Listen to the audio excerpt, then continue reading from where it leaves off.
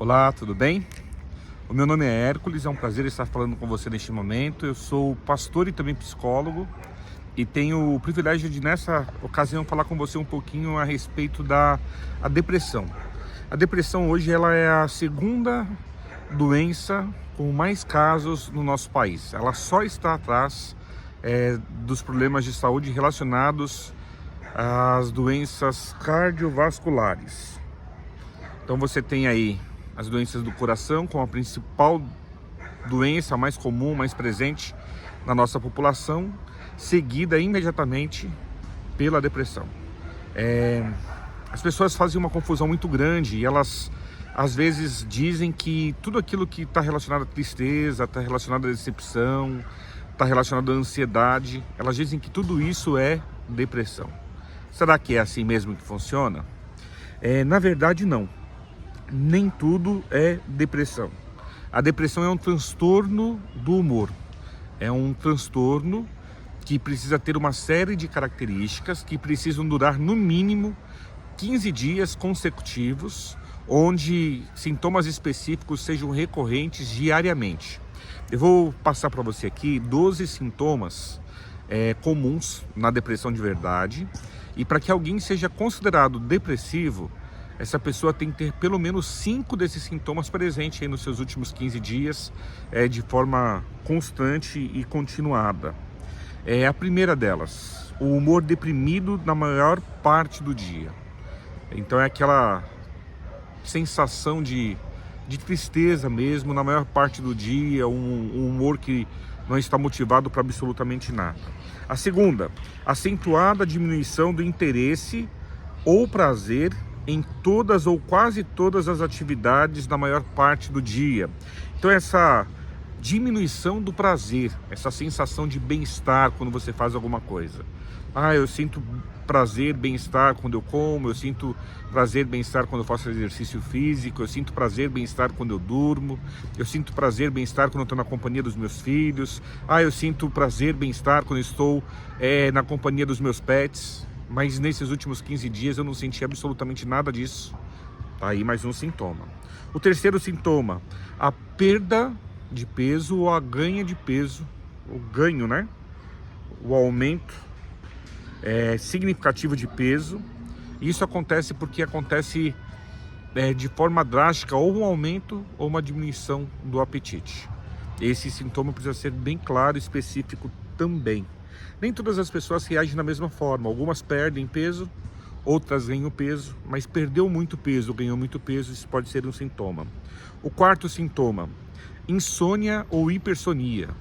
Insônia, você sabe, é a dificuldade de dormir, quando a pessoa passa a noite toda rolando na cama, acordada e sem conseguir pegar no sono. Ou a hipersonia, que seria a necessidade de dormir o tempo todo. Esse sintoma, para ser considerado, você precisa ter sentido ele nos últimos 15 dias, em todos os dias. O quinto sintoma, agitação ou lentidão psicomotora. Ou você fica bem tranquilo, bem sossegado, vontade de não fazer nada, ou você fica agitado, andando de um lado para o outro de uma forma exagerada. O sexto sintoma é a fadiga e perda de energia frequente. Aquele sentimento de cansaço, de não consigo, não dou conta, não vou conseguir fazer isso porque eu estou realmente sem energias para essa atividade. O sétimo sintoma, sentimento frequente de inutilidade ou culpa excessiva ou inadequada. Então, quando a pessoa está se sentindo inútil ou quando a pessoa se sente extremamente culpada, esse pode ser também um sintoma da depressão. O oitavo sintoma, capacidade diminuída de pensar e de se concentrar ou indecisão quase todos os dias. Então a pessoa tem rebaixado a sua capacidade de pensar, de decidir, de escolher, e isso vira um baita problema, né? Porque como que alguém não consegue decidir nada, como que essa pessoa vive? O nono sintoma, pensamentos de desesperança e de morte recorrentes.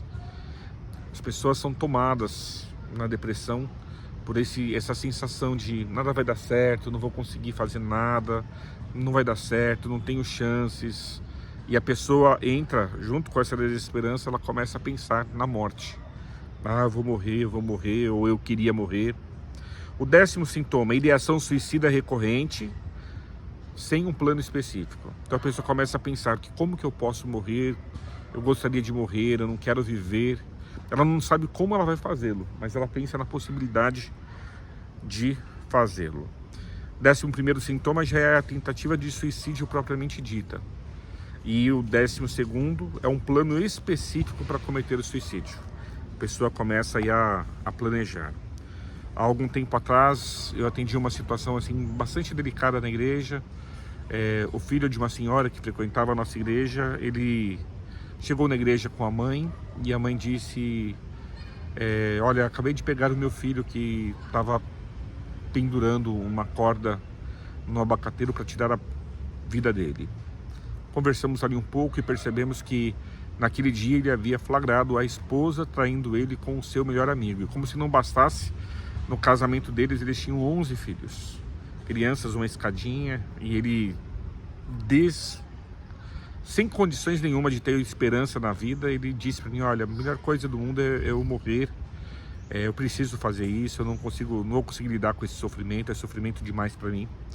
Mas nessa nossa conversa, por final, ele entendeu que ele precisava viver sim, não só por ele, mas também pelos filhos. 11 crianças que foram colocadas no mundo, a mulher foi embora com um amigo dele e deixou ele sozinho para trás. São histórias que a gente nós temos dificuldade de acreditar em histórias assim, né? Mas elas acontecem, infelizmente, o tempo todo. Queridos, cerca de 17 milhões de brasileiros são ou estão com depressão. E no mundo todo, cerca de 340 milhões de pessoas desenvolveram depressão por ano. Desenvolvem depressão por ano. E nós temos aí um dado assustador de 850 mil pessoas que cometem suicídio no mundo por ano. É algo assim muito assustador. E a gente quer desde já deixar claro a importância de se buscar ajuda em qualquer situação que envolva a depressão. Às vezes nós, quando temos um problema no coração, a gente vai ao cardiologista e a gente toma medicação, a gente faz tudo certinho porque a gente entende que o nosso coração, ele precisa de ajuda. Mas às vezes, quando nós estamos com uma doença mental, a gente não reconhece e não se dispõe a ir atrás, a se medicar, a buscar auxílio, buscar ajuda, simplesmente porque a gente confunde o nosso cérebro conosco. Nós pensamos que o nosso cérebro somos nós. Então a gente diz assim: não, eu vou dar um jeito, eu vou dar conta, não, eu vou conseguir, eu vou ter foco, vou ter força, vou ter fé e eu vou resolver esses meus problemas mentais, essa minha tristeza vai passar. Não é assim que funciona. Eu quero te lembrar neste momento que tanto o seu coração é um órgão, quanto o seu cérebro também é um órgão. Você não é nem o seu cérebro e você não é também o seu coração. Você é um ser criado à imagem de Deus e você é um ser criado para ser feliz. Quando as coisas dão errado, nossos órgãos não estão funcionando como deveriam fazê-lo, nós precisamos sim ir atrás de ajuda. E você não negue, por favor, a possibilidade de ir atrás de um psiquiatra, de ir atrás da medicação recomendada por eles. Faça terapia. A terapia, ela vai te ajudar a organizar os seus pensamentos e ter uma qualidade de vida muito melhor do que você tinha anteriormente. Sabe, pega o seu preconceito, enfia ele no saco e vai se cuidar. No próximo bloco, eu falarei um pouco sobre por que nós nos deprimimos.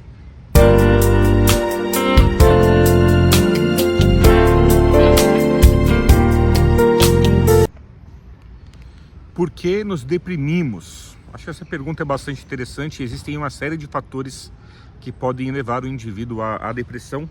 Quero falar com você rapidamente sobre cada um deles. A primeira questão é a questão genética.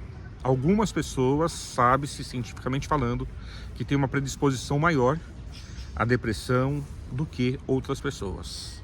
Isso não significa que elas se tornarão depressivas, mas ela tem uma predisposição maior. Esse é o primeiro fator. O segundo fator são os antecedentes de depressão na família. Estudos dizem que se você tem parentes de primeiro grau depressivos, você tem mais chances também de se tornar uma pessoa depressiva ao passar do tempo. O terceiro fator é o ambiente durante a sua infância.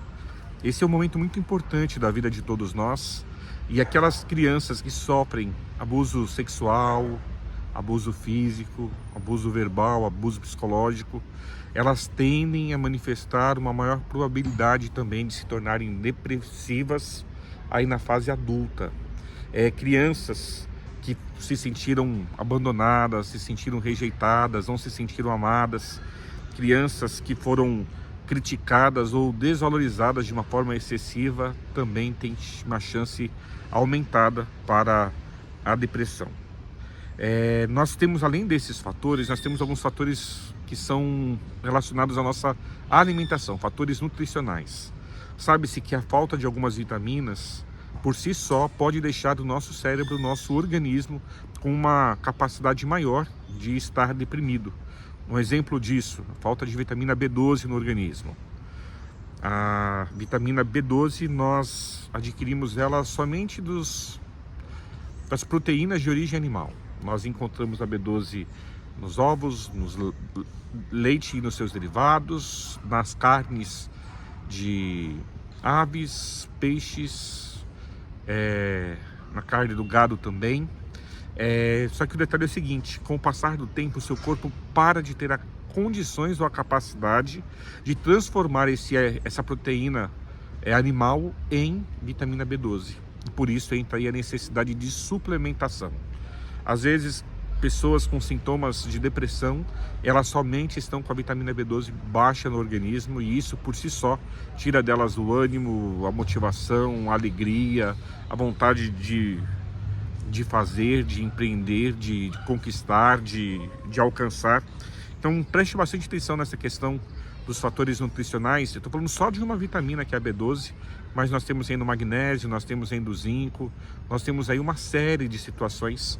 Por isso a nossa alimentação precisa ser tão equilibrada, e na nossa alimentação nós precisamos incluir muito as frutas, as verduras, as castanhas, as sementes. Isso é saúde, isso vai trazer um bem-estar significativo aí para a sua vida. Nós também temos os fatores sociais. Às vezes a pessoa está bem, mas algo acontece na sua vida que leva ela aí à lona, ela é nocauteada pelos problemas da vida e ela se descobre aí uma pessoa depressiva. Exemplos: o término de um relacionamento, a perda de um emprego, de um trabalho, algum problema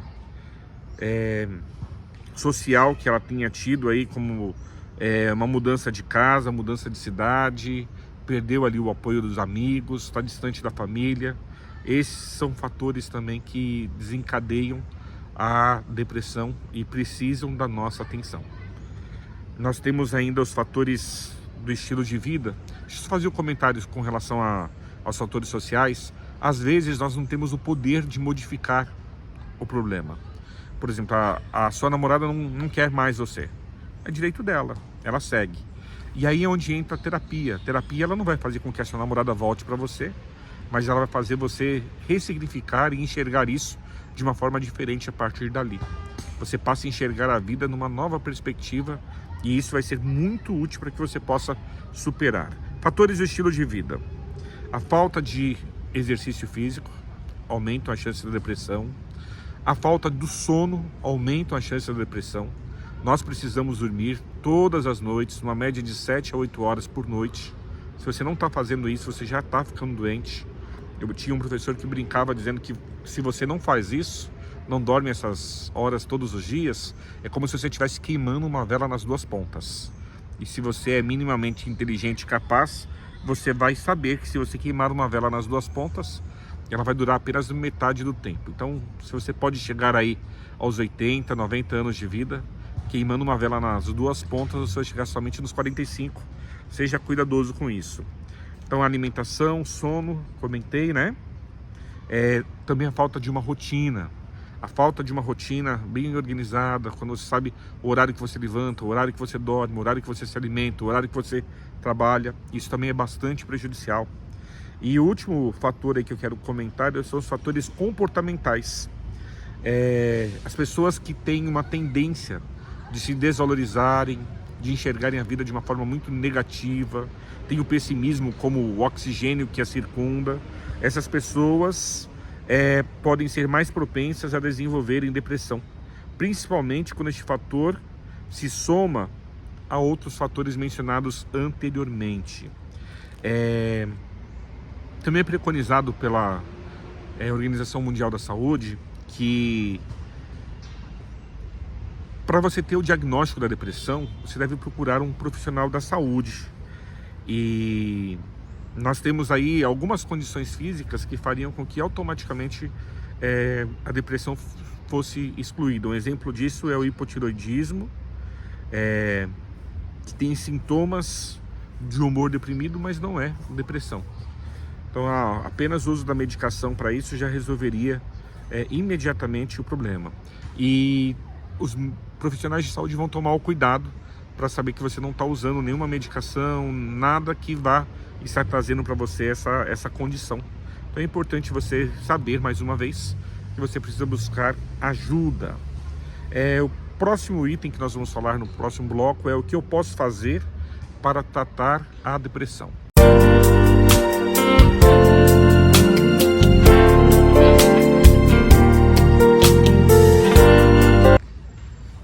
Eu acredito que este bloco é o mais importante de todos até agora. O que eu posso fazer para tratar a depressão? Eu vou tentar, de forma bastante resumida, elencar pelo menos 10 itens do que você pode estar fazendo aqui para você tratar a sua depressão. A primeira delas, cuide da sua alimentação. Quem se alimenta bem tende a ter uma qualidade de vida melhor e tem maiores chances de vencer a sua depressão.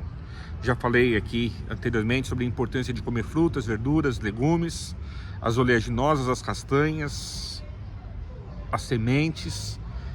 Tudo isso vai te ajudar muito, porque você precisa ter um aporte, um suporte de vitamina B12. Você precisa ter também ômega 3 presente aí no seu organismo, na quantidade necessária.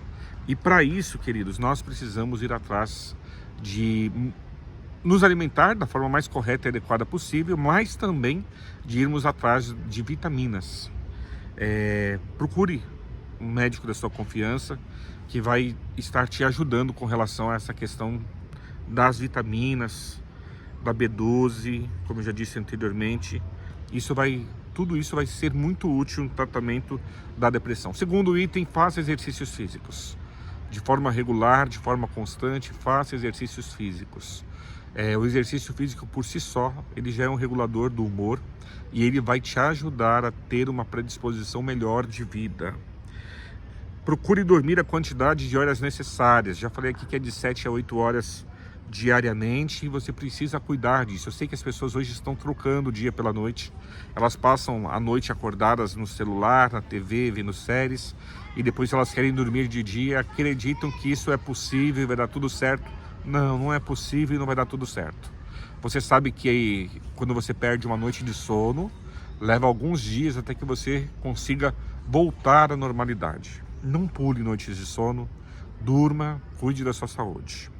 4 item, tenha amigos e evite isolar-se socialmente. Nós não somos uma ilha e precisamos de outras pessoas. Nós precisamos uns dos outros para sermos felizes. Se você não tem no momento uma rede de amigos, crie essa rede de amigos. As pessoas costumeiramente me perguntam, o que eu devo fazer para ter amigos?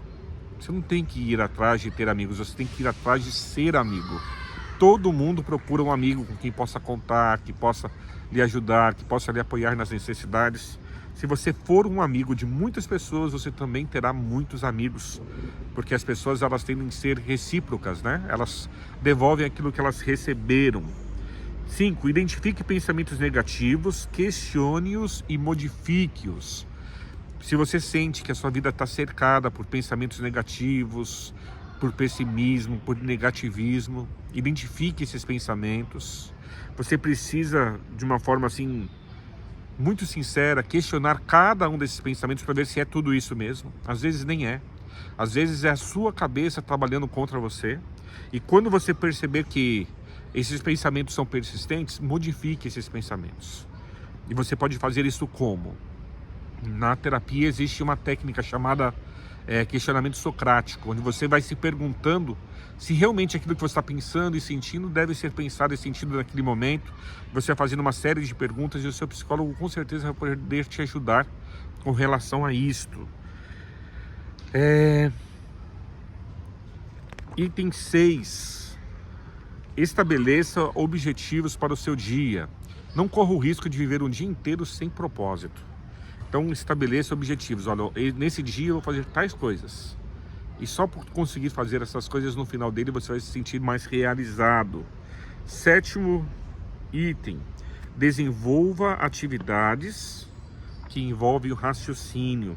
Atividades que ocupam a mente e o corpo colaboram para que a pessoa tire a sua concentração da angústia e da tristeza que elas sentem. E isso por si só também já vai ser uma válvula de escape.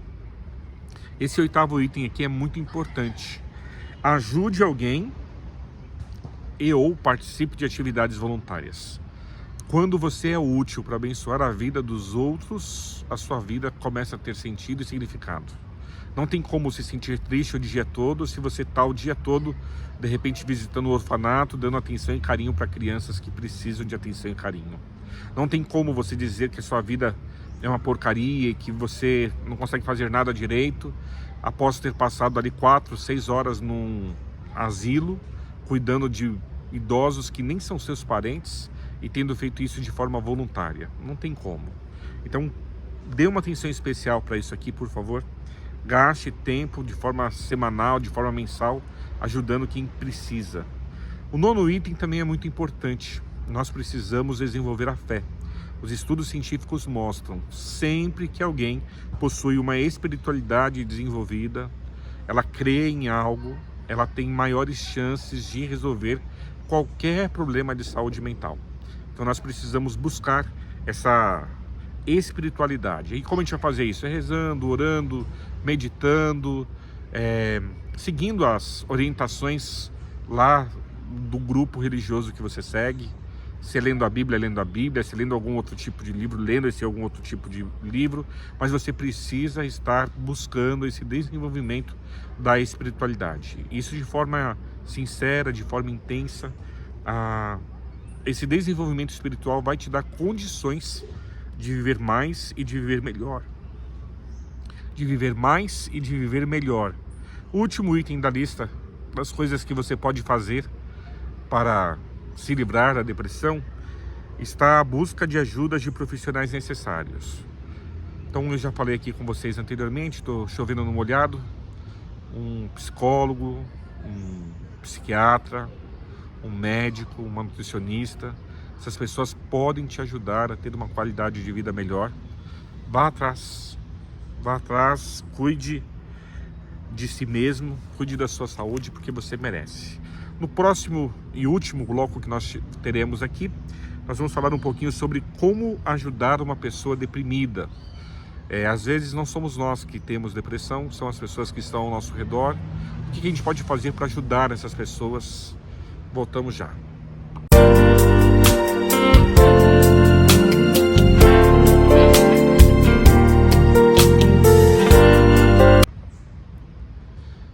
O que pode ser feito para ajudar pessoas depressivas que não somos nós, são pessoas da nossa família? Eu vou tentar de forma bem objetiva dizer para você aqui algumas coisas que você pode fazer nesse sentido e nessa direção. A primeira delas é reconheça, você que não é o depressivo, que depressão não é fingimento, depressão não é sem vergonhice. Reconheça que depressão não é uma fraqueza. Reconheça que a depressão é uma enfermidade da mente e precisa ser tratada como tal. Segunda coisa, marque consulta médica para esta pessoa da sua família com o psiquiatra e também com o psicólogo, para que vocês possam juntos começar a trabalhar na melhora desses sintomas, na melhora dessa qualidade de vida. Tome cuidado, item 3, para que o depressivo não tente ser estimulado à força sem condições ideais para isso. Do que eu estou falando? São aquelas frases que nós sempre dizemos para quem está depressivo e que nós não deveríamos dizer em hipótese nenhuma. Fique bem, você tem que ficar animado. Eu sei que ao usar essas frases do tipo, pare de pensar em coisas ruins. Eu sei que ao usar essas frases, você está tentando ajudar a pessoa, mas a pessoa fica pior ainda, porque ela percebe que coisas simples como essas que você está dizendo para ela fazer, ela se sente incapaz de fazer e o mal-estar é muito grande nessas situações. Então não faça isso, mas encoraje a pessoa a fazer exercícios físicos e se alimentar de uma forma saudável e a dormir de uma forma mais equilibrada. Por si só, isso já vai ajudar bastante. Se a pessoa tiver alguma ideação suicida, é importante que na consulta médica você converse com o médico para que ele possa tomar as medidas cabíveis.